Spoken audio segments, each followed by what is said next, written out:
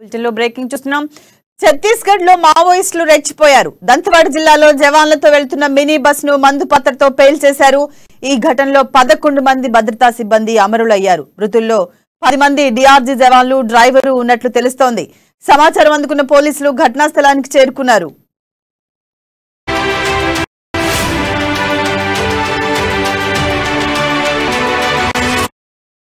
Intelligence ఇచ్చిన సమాచారంతో combing కోసం వెళ్లి తిరిగి వస్తున్న సమయంలో మావోయిస్టులు ఈ ఘాతుకానికి వడిగట్టారు.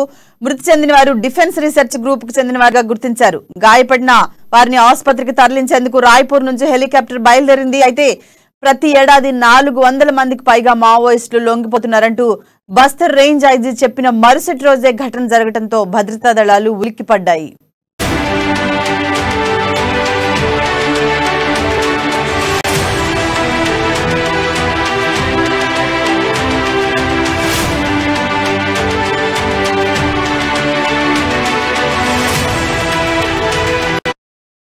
దీనిపై మరింత సమాచారాన్ని మా ప్రతినిధి రాజు అందిస్తారు. రాజు, చెప్పండి. ఛత్తీస్గఢ్ లో మావోయిస్టులు అయితే రెచ్చిపోయారు. దాదాపుగా 11 మంది భద్రతా సిబ్బందిని మందు పాత్రతో పేల్చేసిన ఘటన అయితే మనం చూస్తూ ఉన్నాం. దీనిపై పూర్తి సమాచారం ఏంటి?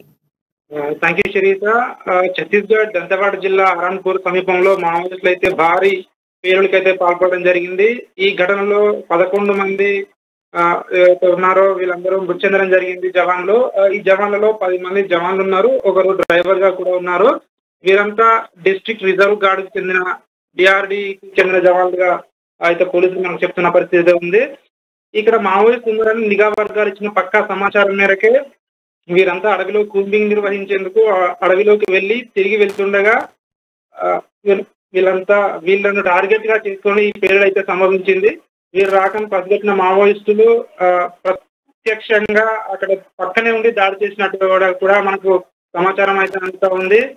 ఈ ఘటనపై కేంద్ర హోంశాఖ మంత్రి అమిత్ షా ఛత్తీస్గఢ్ ముఖ్యమంత్రి భూపేష్ బఘేల్ తో ఫోన్ లో మాట్లాడారు. అన్ని విధాలా కేంద్ర ప్రభుత్వం తరఫున సహాయం అందిస్తామని కూడా అన్నారు.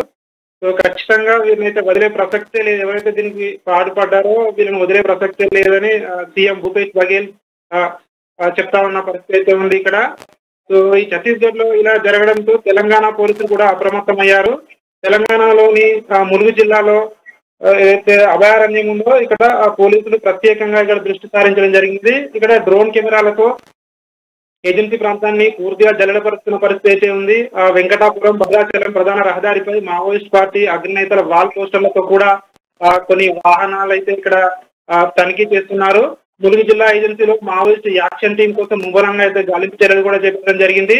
సో ఏదేమైనప్పటికీ ఛత్తీస్గఢ్ లో అయితే 11 మంది ఇవాళ మృత్యువాత పడడం అయితే ఈ పేలుడు ద్వారా సో ఒకటేసారి దేశం మొత్తం ఉనికి పడిందని కూడా చెప్పవచ్చు. సో మావోయిస్టులపై ఖచ్చితంగా ఈ కూంబింగ్ ఆపరేషన్స్ ఏదైతే ఉందో ఇది ఖచ్చితంగా కొనసాగుతుంది. ఎవరిని అయితే వదిలిపెట్టే ప్రసక్తే లేదని ఛత్తీస్గఢ్ సీఎం అయితే కరాఖండిగా చెప్తున్నారు. సో ఇది ఇక్కడ పరిస్థితి. రైట్. Thank you Raju.